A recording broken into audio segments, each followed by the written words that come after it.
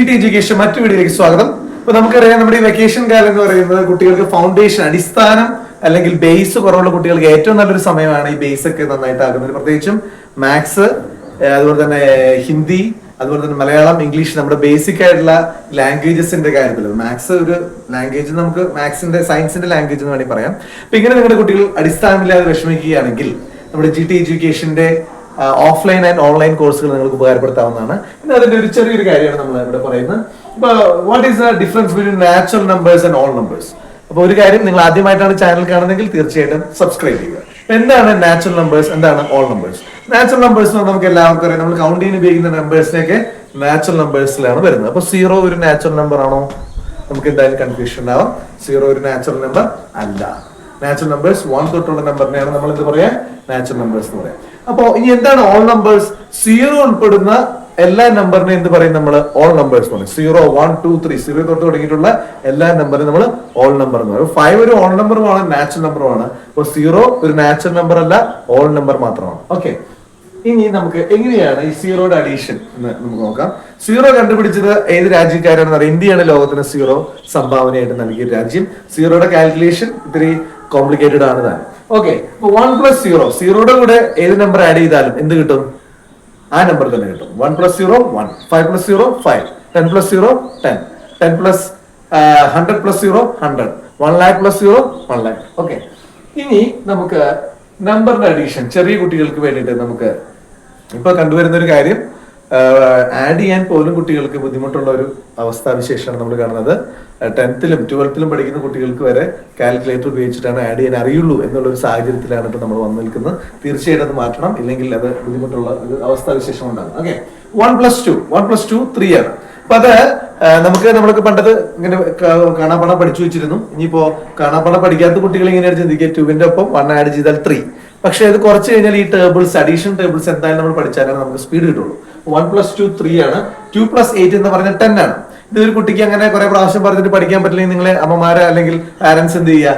തിരിച്ച് 2 + 8-നെ 8 + 2 എന്നാക്കാം. കാരണം 8ന്റെ കൂടെ 2 ആഡ് കഴിഞ്ഞാൽ 8 കഴിഞ്ഞാൽ 9 10, 8 + 2 10.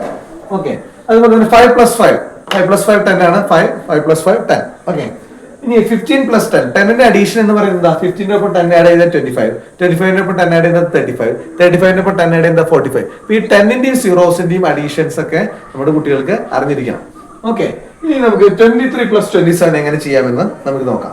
നമുക്ക് രണ്ട് രീതിയിൽ ചെയ്യാം. നമുക്ക് മനസ്സിൽ ചെയ്യാം, അതുപോലെ തന്നെ കൂട്ടുകയും ചെയ്യാം. അപ്പൊ എങ്ങനെയാണ് മനസ്സിൽ ചെയ്യാമെന്ന് നമുക്ക് നോക്കാം. അപ്പൊ 23 + 25 നമ്പർ നമ്മൾ 23 മനസ്സിൽ സ്റ്റോർ ചെയ്തു, 25 സ്റ്റോർ ചെയ്തു. അപ്പൊ സാധാരണ രീതിയിൽ കുട്ടികൾ എന്താ ചെയ്യുക? 23 + 27 പേപ്പറിൽ എഴുതുന്ന പോലെ തന്നെ മനസ്സിൽ അത് എഴുതി നോക്കും.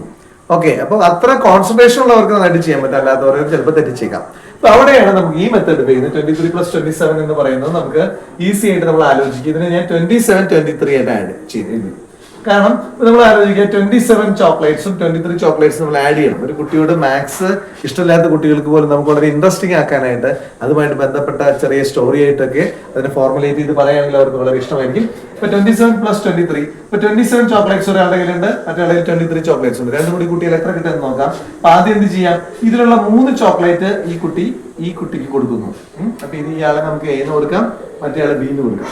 അപ്പൊ ഇവിടെ 23-ന് 3 ചോക്ലേറ്റ്സ് ഇവിടെ വരുന്നത്. ബിയുടെ കയ്യിൽ 3 ഉണ്ട്, ഇപ്പൊ 20 ഉണ്ട്. എയുടെ കയ്യിൽ 3 കിട്ടും, 30 ആകുമ്പോൾ 30 + 20 50.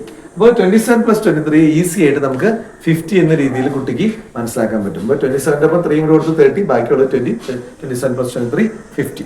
ഓക്കെ, ഇങ്ങനെ നമുക്ക് ഏത് നമ്പറുകളെയും നമുക്ക് ഈസി ആയിട്ട് നമ്മളിവിടെ ചെയ്താൽ 10ന്റെ അടുത്തുള്ള നമ്പർ ആക്കി എടുക്കുന്നു, ആഡ് ചെയ്യാനായിട്ട് എളുപ്പത്തിൽ ആഡ് ചെയ്യാം.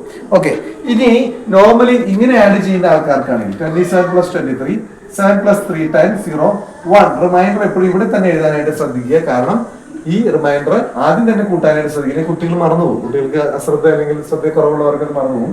1 + 2 3 + 2 5.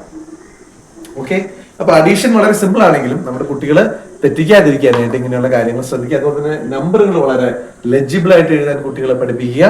അപ്പൊ അതൊരു നമ്പറുകളായിട്ടുള്ള ഒരു ഈ വെക്കേഷനൊക്കെ അവരുടെ അഡീഷൻ മൾട്ടിപ്ലിക്കേഷൻ ടേബിളൊക്കെ അങ്ങോട്ടും ഇങ്ങോട്ടും ചോദിക്കുകയൊക്കെ ചെയ്യുക പാരന്റ്സ്. അപ്പൊ അങ്ങനെ മാത്സിൽ അവർക്ക് ഇൻട്രസ്റ്റ് ഉണ്ടാക്കിയെടുക്കുക. കാരണം എല്ലാവർക്കും ഇത്തിരി ബുദ്ധിമുട്ടായിട്ട് വരുന്ന സബ്ജക്ട് മാത്സ് ആണ്. അതിനോട് ചെറുപ്പത്തിൽ നല്ല താല്പര്യം ഉണ്ടെങ്കിൽ മാത്സ് നമുക്ക് വളരെ ഈസി ആയിട്ട് കൈകാര്യം ചെയ്യാവുന്നതാണ്. അപ്പോൾ നമ്മുടെ ഫൗണ്ടേഷൻ മാത്തമാറ്റിക്സും foundation Hindi, foundation English, foundation Malayalam ഇതെല്ലാം കൂടിയിട്ട് നമ്മൾ ബേസിക് ഫൗണ്ടേഷൻ കോഴ്സ് ഇവിടെ നടത്തുന്നുണ്ട്.